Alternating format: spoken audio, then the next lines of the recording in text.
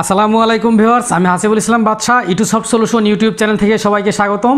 ইতিপূর্বে আমরা স্ক্র্যাচ থেকে ওয়ার্ডপ্রেস থিম ডেভেলপমেন্টের ভিডিও সিরিজ কমপ্লিট করেছি এবং স্ক্র্যাচ থেকে ওয়ার্ডপ্রেস প্লাগইন ডেভেলপমেন্টের ভিডিও সিরিজ কমপ্লিট করেছি। তো এরপর আরও চমকপ্রদ ভিডিও এপিসোড নিয়ে আসছি অ্যাডভান্স ওয়ার্ডপ্রেস থিম ডেভেলপমেন্ট, অর্থাৎ ওয়ার্ডপ্রেস থিম ডেভেলপমেন্টের যে অ্যাডভান্স লেভেলের কাজ, সে ধরুন থিম অপশন তৈরির মতো এই ধরনের কঠিন কঠিন কাজ আমরা অ্যাডভান্স ওয়ার্ডপ্রেস থিম ডেভেলপমেন্টের প্রত্যেকটি এপিসোডে শিখব।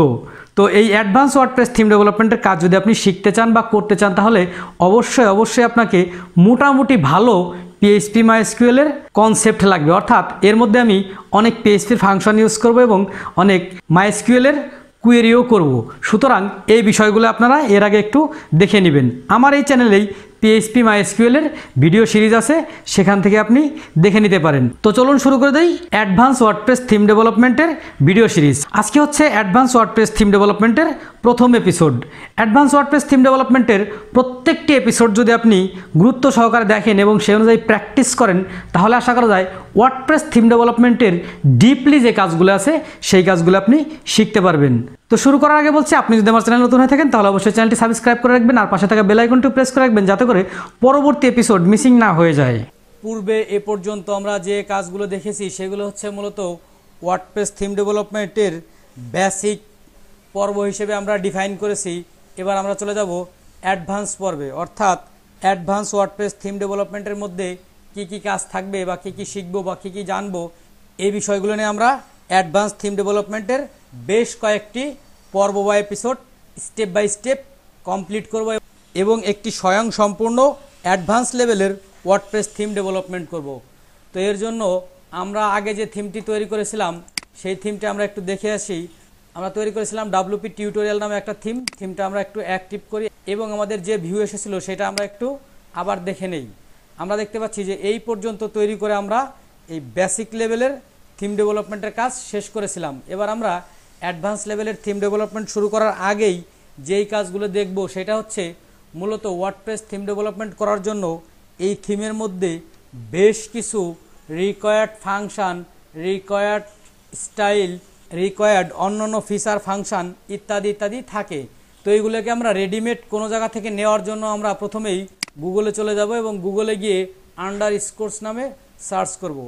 আন্ডারস্কোরস, নট আন্ডারস্কোর, আন্ডারস্কোরস নামে সার্চ করার পর এদিকে দেখতে পাচ্ছি প্রথমেই এসেছে underscores.me নামে একটা ওয়েবসাইট। এই ওয়েবসাইটের মধ্যে আমরা চলে যাব এবং চলে যাওয়ার পরে এই ওয়েবসাইট থেকে আমরা একটা থিম জেনারেট করে নিব, অর্থাৎ সমস্ত ফাংশনালিটি ইনক্লুড করে একটা ডিফল্ট থিম জেনারেট করার ওয়েবসাইট হচ্ছে underscores.me।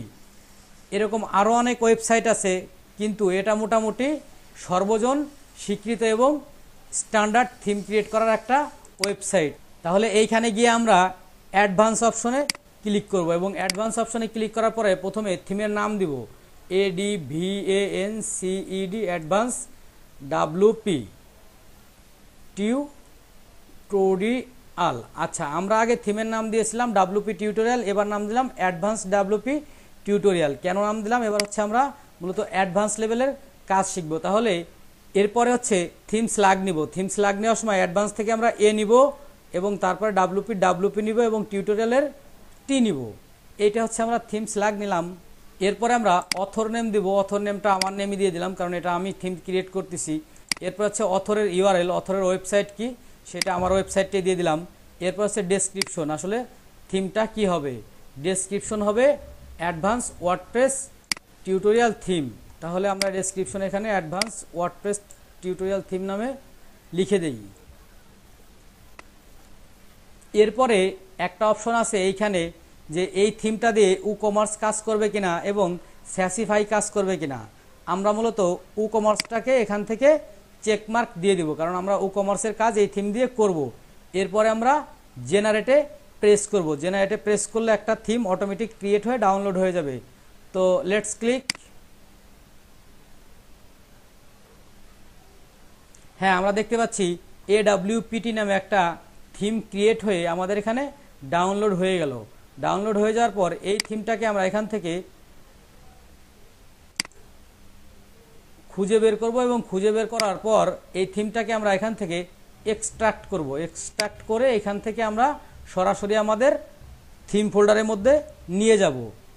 তো এক্সট্রাক্ট কমপ্লিট হয়ে গেল। এবার এখান থেকে থিমটাকে আমরা নিয়ে যাব আমাদের থিম ফোল্ডারের মধ্যে। এই ফোল্ডারটা নিব, মনে রাখবেন যে এই ফোল্ডারটা আমরা নিব না, এর মধ্যে যে AWPT নামে ফোল্ডার আছে সেই ফোল্ডারটাকে আমরা নিয়ে যাব কোথায়, আমাদের থিম ফোল্ডারে। তো আমাদের থিমস ফোল্ডারের মধ্যে অনেকগুলো থিম আছে।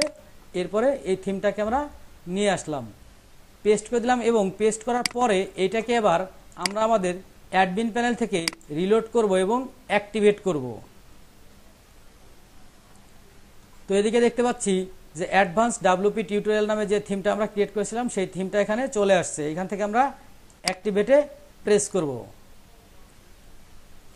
তো অ্যাক্টিভেটে প্রেস করার পর এই থিমটা অ্যাক্টিভ হয়ে গেল এবং আমরা আমাদের মূল ওয়েবসাইটটাকে একটু রিলোড করব। রিলোড করে দেখব যে আমাদের থিমের এখন অবস্থা কি। দেখুন এই থিমটা সব এলোমেলো হয়ে গেছে। কেন এলোমেলো হয়ে গেছে? মূলত এই থিমটার মধ্যে স্টাইলটা কানেক্ট করা হয় নাই বা স্টাইলটা যোগ করা হয় নাই। তো এখন আমাদের মূল কাজ হবে সর্বপ্রথমে এই থিমের মধ্যে কি কি ফাইল আসছে এইগুলো একটু একটা একটা করে দেখা এবং সেই ফাইলগুলা কি কাজে ব্যবহৃত হবে এগুলো একটু ডেসক্রাইব করা। তাহলে আমরা চলে যাই আমাদের ফাইলের মধ্যে এবং থিম ফাইলের মধ্যে গিয়ে আমরা দেখি প্রথমে INC নামে একটা ফোল্ডার আসছে। INC ফোল্ডারের মধ্যে কি কি আসছে? Custom header, customizer, Jetpack, template functions, template tags, ecommerce, এই ফাইলগুলো আসছে। কাস্টম হেডার দিয়ে কি কাজ করা হবে? মূলত হচ্ছে হেডারকে যদি আমরা কোনো ইমেজ হিসেবে ইউজ করি সেই ক্ষেত্রে এই ফাইলটা কাজ করবে।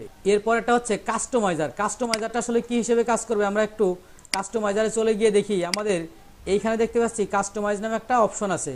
এখানে যদি আমরা প্রেস করি, প্রেস করার পরে দেখতে পাবো যে থিমের বিভিন্ন এলিমেন্টস বা বিভিন্ন সেটিংস এগুলো করার অপশন চলে আসবে।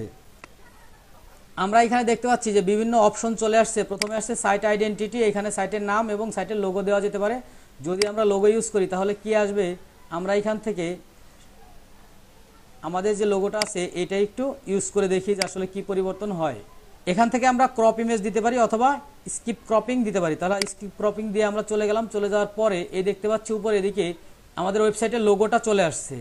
এরপরে আরও বেশ কিছু কাজ আছে। নিচের দিকে কালার, এখন থিমের কি হেডার কালারটা কি হবে? হেডার কালারটা ব্ল্যাক আছে, এটা আমরা চেঞ্জ করে এই কালার দিতে পারি।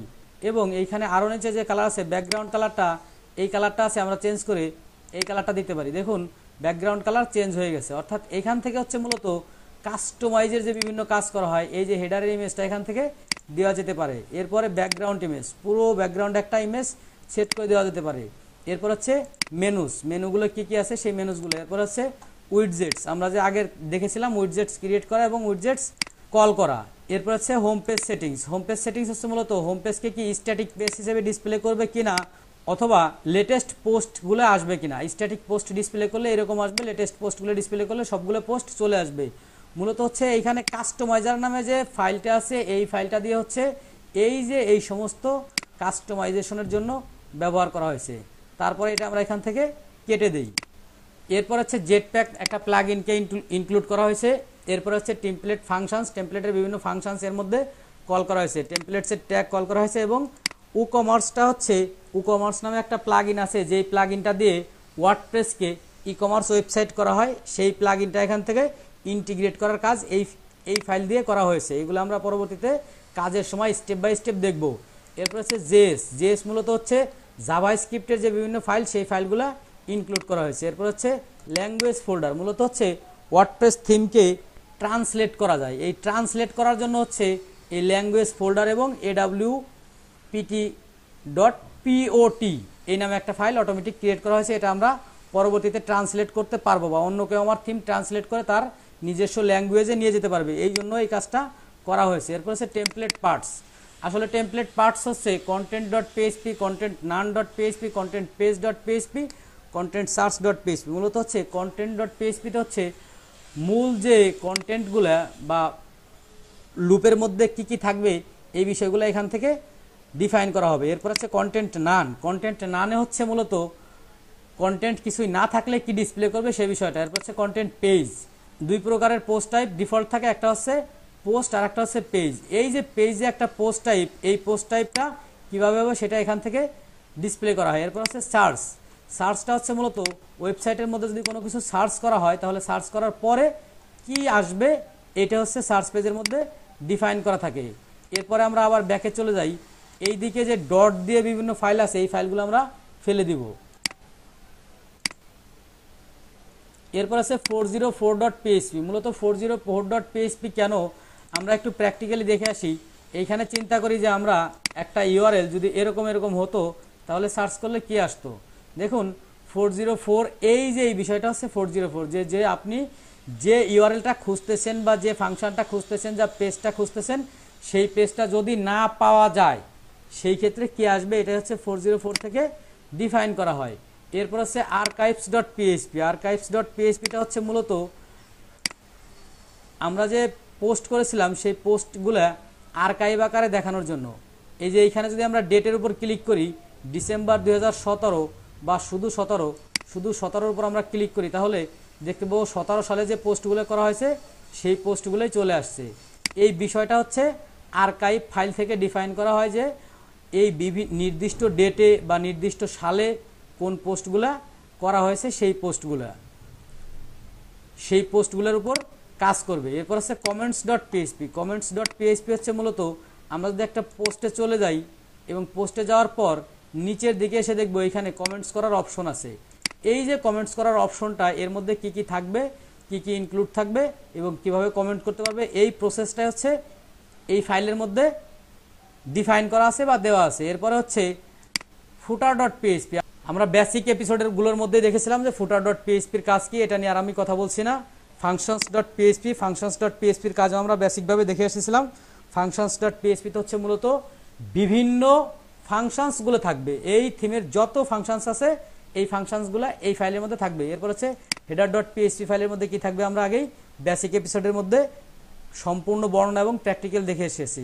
এবার হচ্ছে index.php। index.php হচ্ছে মূল যে ফাইলটা, সর্বপ্রথম হচ্ছে এই ফাইলটাই হিট করা হবে এবং এই ফাইলের মধ্যে থেকে সমস্ত লুপ এবং ফাংশনালিটি স্টার্ট হয়ে যাবে। আমরা এই ফাইলটা একটু এখন অন করে রাখি। এরপর হচ্ছে লাইসেন্স প্যাকেজেশনস এগুলো আমরা স্কিপ করে যাব। তারপর হচ্ছে page.php, যেটা আমি আগে বলছিলাম যে দুই প্রকারের পোস্ট হয়ে থাকে, একটা হচ্ছে পেজ, একটা হচ্ছে পোস্ট। এই পেজের ক্ষেত্রে কি কি ভিন্নতা আসবে বা কি কি বিষয়টা থাকবে এই বিষয়টা এখান থেকে ডিফাইন করা হয়। এরপর হচ্ছে screenshot.png। স্ক্রিনশট দিয়ে আমরা কি আগেই দেখিয়েছিলাম যে এটা দিয়ে থিমের স্ক্রিনশট ডিসপ্লে করা হয়। এরপর হচ্ছে search.php, যেটা আমি বললাম যে সার্চের পেজটা কি কি আসবে এখান থেকে ডিফাইন করা হবে। এরপর হচ্ছে sidebar.php। sidebar.php মূলত আমরা সম্পূর্ণ ব্যাখ্যা করে আসছি বেসিক এপিসোডের মধ্যেই। এরপর হচ্ছে single.php। single.php হচ্ছে এমন একটা ফাইল যে ফাইল দিয়ে কোনো পোস্টকে আমরা এই যে এখন একটা সিঙ্গেল পোস্টে আছি, এই যে সিঙ্গেল একটা পোস্টে আছি এই সিঙ্গেল পোস্টটা কিভাবে ডিসপ্লে হবে, এর লুপ কি হবে, এই বিষয়গুলো হচ্ছে এই ফাইল থেকে ডিফাইন করা হয়। এরপর হচ্ছে style.css, যে ফাইলটা নিয়ে আমরা একেবারে শুরুতেই কাজ শুরু করছিলাম, যে এই ফাইলের মধ্যে সমস্ত স্টাইলগুলো ইনক্লুড থাকে। এরপর হচ্ছে style.rtl.css, এটা গুরুত্বপূর্ণ একটা ফাইল। যদি আপনার থিমকে কেউ রাইট ল্যাঙ্গুয়েজ থেকে লেখে, সে ধরেন Arabic right language, Hebrew right language, এই ল্যাঙ্গুয়েজগুলো সাধারণত ডান দিক থেকে লেখা হয়। নর্মালি সব ল্যাঙ্গুয়েজ বাম দিক থেকে লেখা হয়, কিন্তু অ্যারাবিক, হিব্রু এগুলা ডান দিক থেকে লেখা হয়। এই যে ডান দিক থেকে লেখা হয় এইরকম কোনো ল্যাঙ্গুয়েজে যদি আপনার থিম ইউজ করা হয় তখন এই ফাইলটাকে কল করা হবে। এরপর হচ্ছে কি WooCommerce.css। আমরা যে WooCommerce-টা ইন্টিগ্রেট করেছিলাম যে আমাদের ওয়েবসাইটটা ই কমার্স ওয়েবসাইট হবে, এই জন্য WooCommerce.css-টা অটোমেটিক এখানে ইন্টিগ্রেট চলে আসছে। WooCommerce-এর স্টাইলগুলো এর মধ্যে ইনক্লুড আছে, এগুলো আমরা প্র্যাকটিক্যালি কাজ করার সময় দেখব। এটাই ছিল অ্যাডভান্স থিম ডেভেলপমেন্টের বেসিক এপিসোড, অর্থাৎ অ্যাডভান্স থিম ডেভেলপমেন্টের ইন্ট্রোডাকশন এপিসোড। আমরা অ্যাডভান্স থিম ডেভেলপমেন্টের কিভাবে শুরু করতে পারি, কি কি কাজ করতে হবে এই এপিসোডে এই বিষয়গুলো নিয়েই বর্ণনা হলো। তো পরবর্তী এপিসোডে আমরা প্র্যাকটিক্যালি কাজে চলে যাব। দেখছিলেন অ্যাডভান্স ওয়ার্ডপ্রেস থিম ডেভেলপমেন্টের প্রথম পর্ব। যে পর্যন্ত আমরা কাজ শেষ করেছি এরপর থেকে আমরা অ্যাডভান্স ওয়ার্ডপ্রেস থিম ডেভেলপমেন্টের দ্বিতীয় এপিসোডে বা দ্বিতীয় পর্বে শুরু করব। আপনার যে কোনো জিজ্ঞাসা আমাদেরকে জানাতে সরাসরি কমেন্ট বক্সে লিখে ফেলুন অথবা ভিডিও ডেসক্রিপশনে দেওয়া ফেসবুক গ্রুপে জয়েন করে আপনার প্রশ্নটি করতে পারেন। যত দ্রুত সম্ভব আমরা আপনার প্রশ্নের উত্তর দেওয়ার চেষ্টা করব।